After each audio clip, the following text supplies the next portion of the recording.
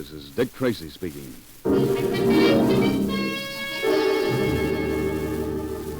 I had all the evidence the FBI would ever need on Croker King and his gang, and I was ready to leave Miami, hot-foot it back to Washington and turn it over to the feds, when Pat Patton got a brainstorm. Look, Tracy, here we are in one of the pleasure spots of the world, and we ain't had a lick of fun. We're ahead of schedule, so let's take ourselves a holiday. 48 hours of sunlight and sand listened good to me. So instead of checking out, I told the hotel manager we'd be staying over, which was all right with him, except... I'm afraid I'll have to ask you and Mr. Patton to change your room, Mr. Tracy. Oh? We've already reserved 917 for another patron, a rather eccentric gentleman, to say the least. Would you mind moving into 919? Not at all. Front, boy.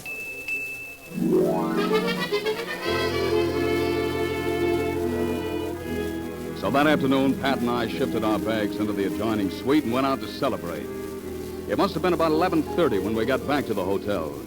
We hadn't been in our room 5 minutes when things began to happen in 917. Blackguard!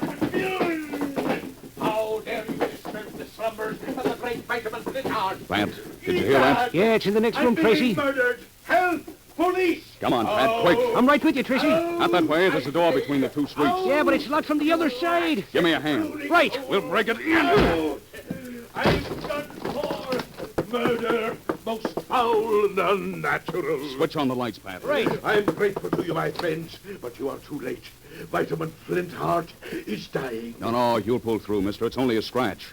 Now tell us what happened. Where's the man who attacked you? First, that bottle of pills on the dressing table. Give it to me. Here you are, mister. Oh, thank you. Thank you. What are those things anyhow? What are you eating? Vitamins, of course. Complex compound vitamins. Vitamin A, A1, B, B1. Be still a minute, will you, and tell us why you were slugged? Was the man a thief? Did he take anything valuable? Only my makeup kit. Your makeup kit. Oh, you're an actor, huh? An actor? Sir, in the annals of the theater, what name shines more brightly than that of Vitamin Flintheart? My scrapbook will show it. Yes. Now, about your midnight visitor. You couldn't see him in the dark, I suppose. I did not see him, it is true, and yet I could describe him. What do you mean? As the scoundrel approached my bed, I put up my hand to ward off his blows. By chance, I touched the top of his head. Oh, gentlemen, it was horrible, most horrible. What was? What are you talking about? Gentlemen, this villain's head was not round like yours nor mine. It was, I swear it, my friends, perfectly level. Holy Christopher, Tracy, did you hear? I heard it all right, Pat. There's only one guy in the world with a head like that. Yes, just one. The toughest killer we ever had to deal with. Flat Top.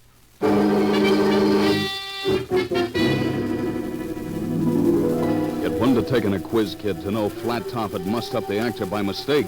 He'd broken into 917 to get me. 5 minutes later, Pat was on his way to headquarters to see what they had on Flat Top, and I was just stepping out of the hotel. Outside, an old white-haired man was sitting in a cab beside the canopy. And before I could say a word, Vitamin Flintheart, who had stuck to me like a porous plaster, was third-degreeing him. Good sir, did you happen to observe a monster in human form leaving the hotel? A repulsive-looking creature with a flat head. Now that you mention it, sir, I think maybe I did. He came out a few minutes ago and hopped the cab. He went that way. Aha, Tracy, the trail grows warm. May we commandeer your cab? Certainly. Climb in.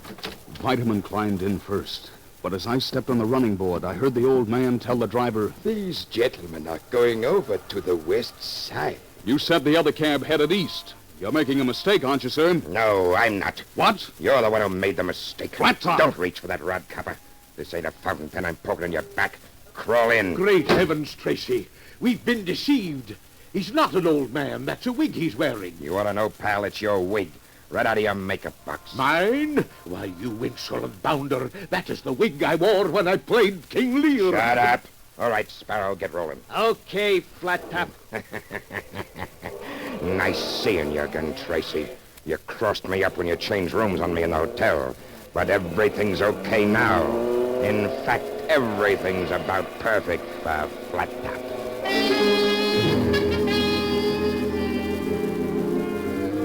I knew I was in a rough spot, but I didn't know what was behind it all till we reached Flat Top's apartment over on the west side. His stooge Sparrow shoved us into a fancy library with oriental rugs, antique furniture, bookcases up to the ceiling, and locked the door. We were 6 stories high. There were no rain spouts, no fire escapes. And we could hear Sparrow pacing up and down just outside. And then, pressing our ears against the door, we could hear Flat Top's voice. Hello. He was talking on the phone. This is Flat Top. Let me talk to Croker King. Great Scott, I should have known it. He's tied in with Croker King. Croker, this is Flat Top. I got an old chum of yours locked up in my library here. Yeah, that's right. Dick Tracy. Yeah. What's it worth to you if I rub him out? Great heaven. Quiet, Vitamin. I want to know what I'm worth. Make it 50 grand, Croker, and it's a deal. Okay. Soon as I polish him off, I'll be around to collect. Oh, there's an old ham along with him. Ham? I'll take care of him, too. No extra charge. Ham? Be seeing you, Croker. A ham? Tracy, did he have the effrontery to call me Vitamin Flintheart a ham? Relax, Vitamin. I know it hurts, but the slugs in his automatic are gonna hurt worse.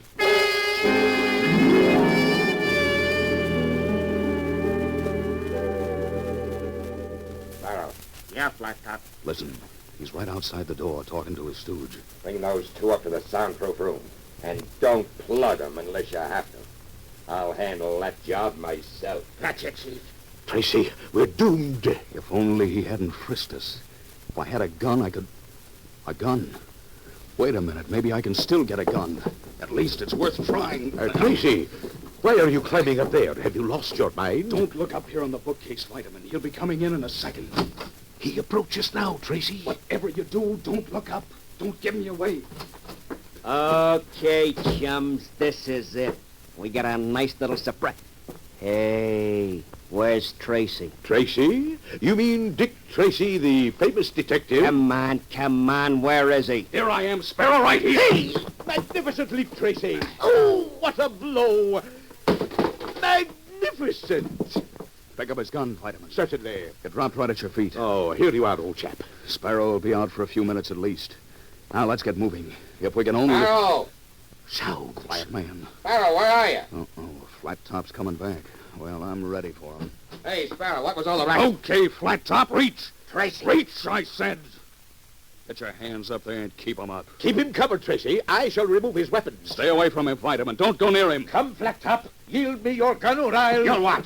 Ouch! Unhand me, villain. Let go of him, Flat Top. Sorry, pal. As long as he's in front of me, you can't plug me without plugging him. Egad, Tracy, he's right. For the love of heaven, hold your fire. Come on, Hamlet. He ain't gonna shoot. Save me, Tracy. He's taking me away. Better luck next time, Tracy. Only there ain't gonna be no next time for you.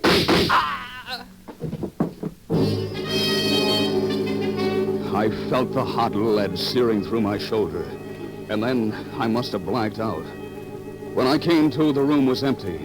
Then I remembered what Flat Top told Croker King on the phone. Soon as I polish him off, I'll be around to collect. That gave me the idea. I tied up my shoulder with a makeshift bandage and put through a call to headquarters. Pat Patton was still there. Hello, Tracy. Pat, listen. I want a newspaper extra on the streets inside a half hour. A what? Don't ask questions. Just listen. The headlines must read, Dick Tracy found dead. And Pat did just that. A half hour later, the newsboys were screaming, Extra! Read all about it! Dick Tracy found dead! headlines 2 inches high. My picture splattered all over the front page. The plan was bound to work. When Flat Top heard of my death, he'd go to Croker King to collect his reward. And that was where Pat Patton and I would spring our trap.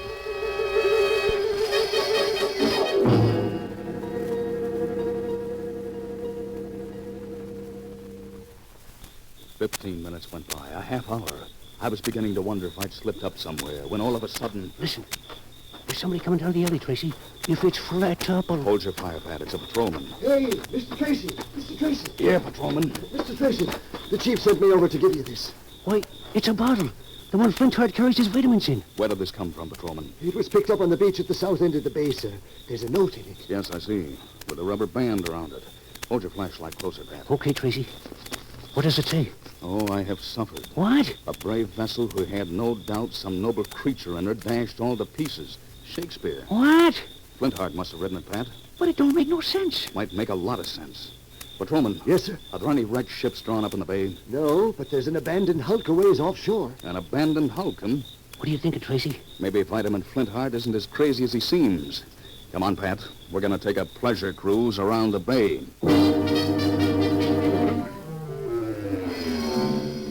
Dawn hadn't broken yet, and we were almost on top of the hulk before we saw her. Moving as silently as we could, we pulled alongside, and grabbing a rope ladder, climbed up on deck. Pat covered the topside, and gun in hand, I went below.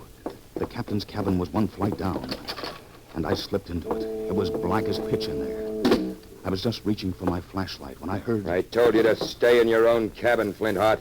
Maybe he is in his own cabin, Flat Top. Tracy! Don't move or I'll plug you. Too bad I didn't fall for your newspaper gang. Never mind that, Flat Top. I've got you now. Yeah, and I've got you, copper. You can't see me no better than I can see you. If you're gonna shoot, you better make the first one count. I knew what he meant. If I fired and missed him, the flash of my gun would tell him where I was. But the same thing went for him. We circled around in the darkness, each trying to catch a glimpse of the other, each afraid to reveal his position, neither one daring to pull the trigger. And then I remembered an old trick. I took the rubber band that Flintheart had wrapped around his note. Then I took a plain kitchen match, the kind I light my pipe with, fitted it into the rubber band, stretched it back, aimed at the wall, and let go. 6 feet away it struck and flared, and then... It was Flat Top's gun barking in the darkness, aiming where he thought I was. I whirled and pulled the trigger.